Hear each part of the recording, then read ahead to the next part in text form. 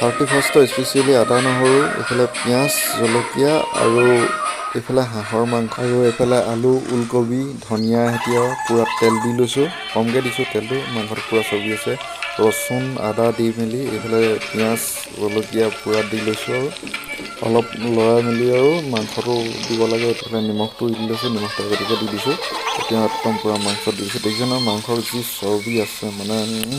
ক'ব নালাগে আজি খাই পূৰা আল্টিমেট লাগে ওলকবিখিনি দি ঢাকনটো মাৰি দিলোঁ আমাৰ ৰেডি খাবলৈ আমাৰ এইফালে পানী চানী লৈ লৈছে পূৰা খাবলৈ লৈছে একদম সানি মেলি ভাত কেনেকুৱা খাওঁ দিছে দেখিছে নাই সেই একদম হাঁহৰ মাংস মানে যিটো সোৱাদ লাগিছে ন টেষ্ট যিটো আহিছে মানে একদম ক'ব নোৱাৰোঁ মানে এইটো আপোনালৈ ই পূৰা দিছে